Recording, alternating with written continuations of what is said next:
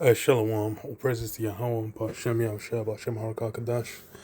The one is the other apostles of great most on the roll well. And Shalom to the brothers of the North considering truth, pushing his word to the four corners. Got some AP news, and it's interesting because it kind of is showing how a lot of this technology and this authoritarian push you've had coming with Trump, it's you can see where it's going. Because even with this isn't the government doing it, but then because the technology's been developed and it's like you can access a lot of them things. Private groups are using it and then hand it off to the government. The government's following up on it. So this on AP News says private groups work to identify and report student protesters for possible deportation. So because Trump's been pushing mad on the deportations. There's been, I think, really for like since the latest round of Israel Palestine war, you've had like big protests, student protests. I think in the States a bit more. Here in the UK, it's more people go down to London. It's been like regular protests in different parts of London and the UK about it. But the US was like the student protests. So they're saying when a protest was caught on video in January at a New York rally against Israel, only her eyes were visible behind a mask and headscarf, but days later, photos of her entire face, along with her name and employer, were circulated online. So yeah, because of, wasn't it? I have to click on it. I don't even know. Well, because, that technology's developed the facial recognition. That's been that's been like developing for a while. I think it was China as well said like with like how they developed theirs, it pushed forward a lot. So they what months of them hiding their faces down the drain, a fledgling technology company boasted in a social media post, claiming its facial recognition tool had identified the woman. Despite the coverings, she was anything but a lone target. The same software was used to review images taken during months of pro-Palestinian marches at US colleges. A right-wing Amalek group said some people identified with the tool were on a list of names submitted to President Donald Trump's administration, urging that they be deported in accordance with their with his call for the expulsion of foreign students who participated in pro-jihadist protests. So yeah, you've basically got technology being used, and it's being used for that, control and regulation of the people. That's and that's the thing is the whole vibe of free speech and being able to go out and express yourself. The whole what was it in 2010? The whole Occupy Wall Street spirit. That shit's out the window. That shit's been that's toast. That was around for a little while, but the thing with it as well is like Trump coming in, and it's the refinement of these technologies as well. Now it's become far more normalized to just have like, hey, uh, you see what you call it, what these different rebel elements or whatever are getting up to, track them through online, keep tracks on them, and then kind of send in the coppers to grab them up. So here in the UK, it's been like, oh, people that talk about talking against immigration or against certain aspects of mainly it's been the what do you call it? It's been migration. That's been the big thing. Even though it's like the way it is over here, it's not the same as the US. It's funny as fuck because there's a big fucking ocean around where it's not even as easy as to get in as with America's land borders. But it's kind of the whole spirit of America, that push against immigration has been has basically been exported. So you have it now where they're saying like people that are protesting, they're saying get them out, So it says other pro-Israel groups have enlisted help from supporters on campuses, urging them to report foreign students who participated in the protests against the war in Gaza to the Immigration and Customs Enforcement Agency. So yeah, they're basically saying, yo, send ICE to go grab them up and get them out of the country. For what? And it's for coming against, the small hats, which shouldn't really be a marvel, because they've always been a special case when it comes to, even racism. They have a special term for themselves. But then it's a whole spirit basically going out with it, where them using them technology, saying, oh, okay, we saw you at this protest, blah blah blah, we're tracking you this way, oh, we confirmed it's you, okay, you're getting deported. Draconian policies, utilizing the power of the state. And it's funny because like the whole push with Trump was meant to be, oh, decentralized government, make the government smaller, make it weaker, and then then drain the swamp. All that BS has gone out the window.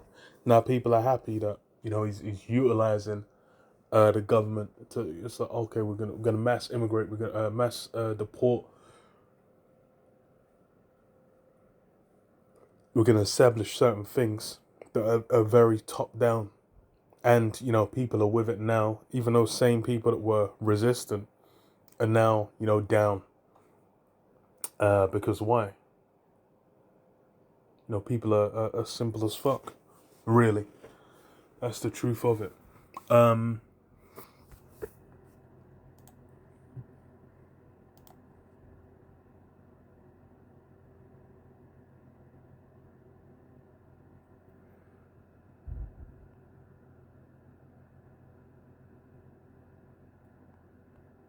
The push to identify mass protesters using facial recognition and turn them in is blurring the line between public law enforcement and private groups.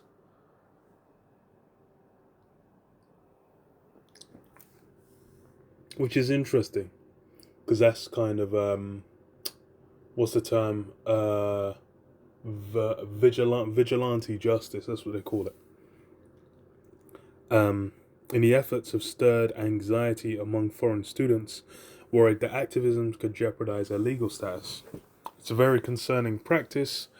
We don't know who these individuals are or what they're doing with this information, said Abed Ayoub, National Executive Director of the American Arab Anti-Discrimination Committee. Essentially, the administration is outsourcing surveillance. So yeah, they're obviously feeling a certain kind of way, but then the reality of it is now's the time where that the hammer's being brought down, force is being utilized, all that sweet, going out protesting, feeling like you can express yourself, make your voice heard, all that's decaying away into non-existence, because it was something to bring in chaos. And that's the thing, even with the deportations and whatnot, it's further chaos. And these different, this developing chaos is being used to bring in the order, which for them is the MOTB. That's the main focus. That's the main thing they wanna cement and bring in.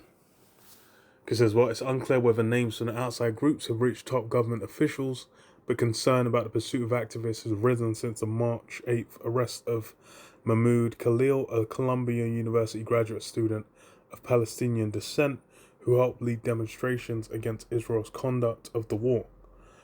And some of them were meant to be getting violent, but I don't know. I didn't look into it because it was university stuff. But it's interesting them now having private enterprises tracking these things down. It's like you've had them private enterprises linked up with military, mercenaries and whatnot, different what are they called,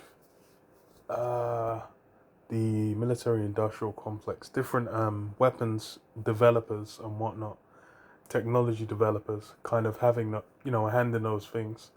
But now if it's especially with like facial recognition, with certain technologies developed to a point where, because even like it's like doxing online, tracking people's identity down, finding out where they work, where they live, who their family is, all those things, that's been normalized. If now that becomes a thing where it's like, okay, they can have that information taken, rather than just spread it online, send it to the government for them to kind of follow up and track people down, that leads into that's an arm of the beast system, man.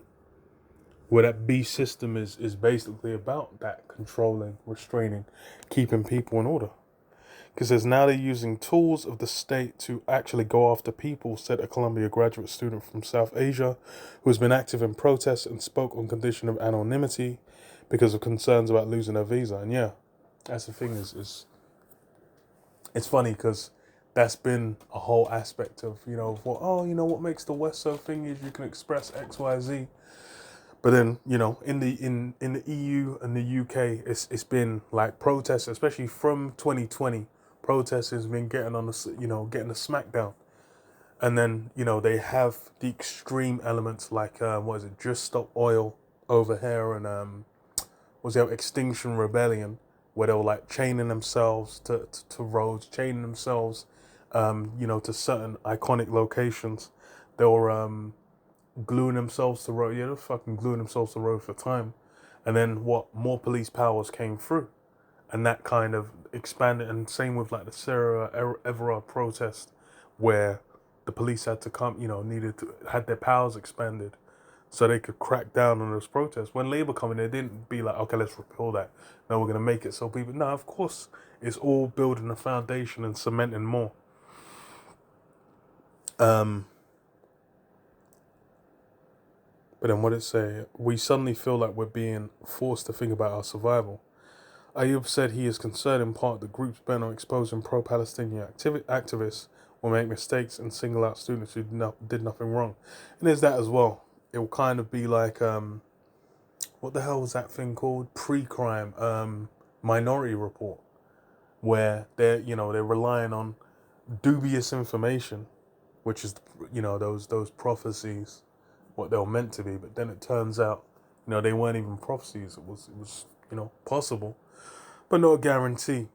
So it's not. It's some were false prophecies, some were prophecies. But well, actually, the way they kind of act on it, they're all false prophecies anyway.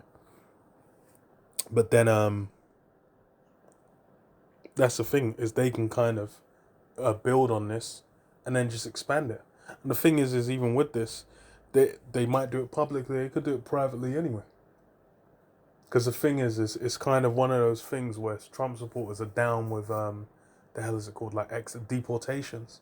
So then they can just be like, okay, we can follow through and expand on this and have a madness going down, and then people won't really be able to resist. So what does it say?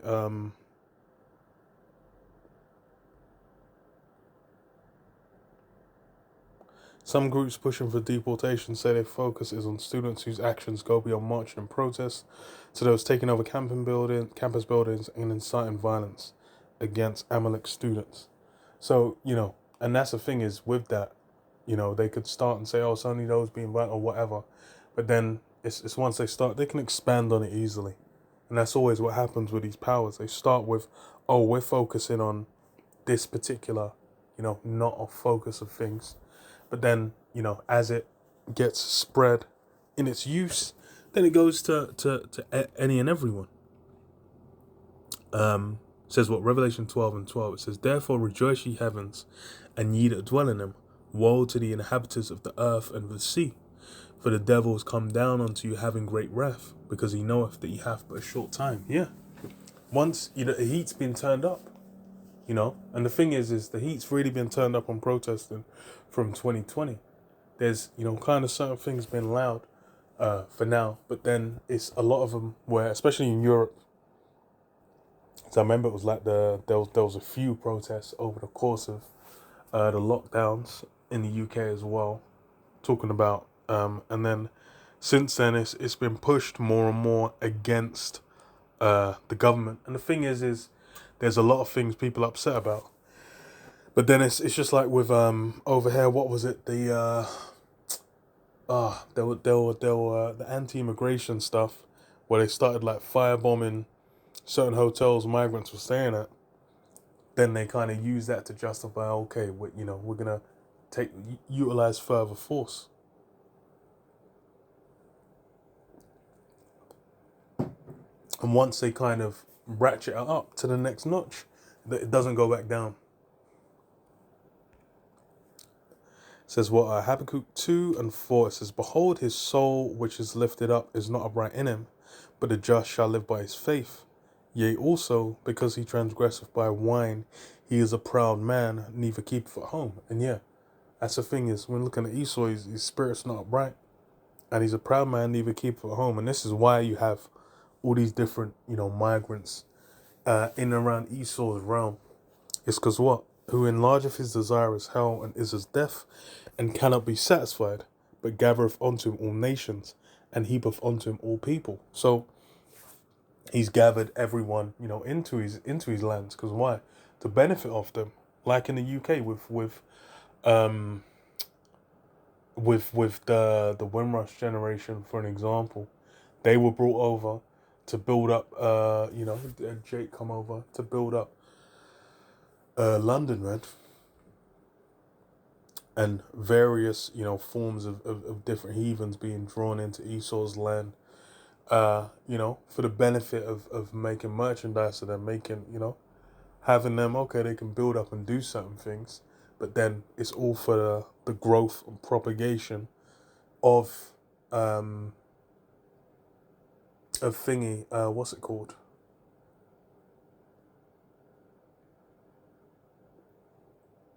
Growth and propagation of, what's it called, man? America or Europe, these different countries in Europe as well. It's for Esau's to gain off it. It says, what? Shall not all these take up a parable against him, and a taunting proverb against him, and say, woe to him that increaseth that which is not his? How long? And to him that layeth himself with thick clay. Yeah. Then that's going to build enmity. And that's the thing, is that's why people are protesting, thinking that it gives them some form of power. But then it's what? It's because of Esau's policy, Esau's conduct, how he bears a rule. Those are the things that have people all fucked up. Because they're saying like, damn, people are getting jacked up over there. And that's really the fullness of it. It's Esau's the one, and the thing is he's taken the goods, riches of the world, a lot of the wealth of the world, and concentrated it within his nations. They basically utilized various parts of the world where, formerly there were empires, there was wealth, there was culture, there was a bunch of things there that were of value. Then they took a lot of those things for themselves, sometimes even the people, as a form of resource as well, and utilized them too. Jake is the key example in, hardcore bondage. But then what? It says, shall they not rise up suddenly that shall bite thee, and awake that shall vex thee, and thou shalt be for booties unto them? Yeah. That has built enmity where what? They're going to be looking to make merchandise in reverse.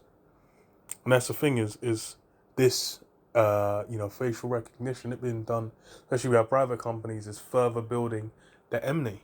Because it shows that, people are feeling that invested in these different political events and whatnot, to then be like, yo, fuck it. I'm gonna go and check out what the fuck is going on with that shit. Because thou hast spoiled many nations, all the remnant of the people shall spoil thee, because of men's blood, and for the violence of the land, of the city, and of all that dwell therein. Woe to him. Actually, no, that was it.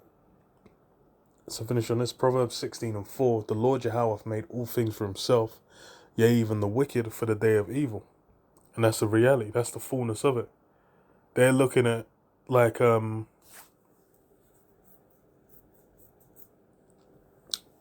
they still want a place within Babylon. They want some kind of salvation. They want somewhere, some right of stay. They want a peace. They want some of the benefits of being within Babylon. But the reality of it is, of how it's all set up, is these are things for Esau to profit and propagate, and really just the elite. These things are all set up so everything trickles, up to the elites. And they enjoy, the wealth of it. And the final form of that is what? Them trying to establish their new world order. They're trying to establish their new system, their new means by which they bear rule. And then in doing that, they're basically playing their role in the day of evil perfectly. But it's just, people in the world, they've bought, they fell hook, line, and sinker for the Satan transforming himself into an angel of light. They're like, no, you can be. You just wanna, you just need the right government. You need the right lead. It's all BS, bro. His role is to be the wicked, and he's, you can see him playing it out spectacularly. But yeah, I'll leave it there. Shalom, shalom.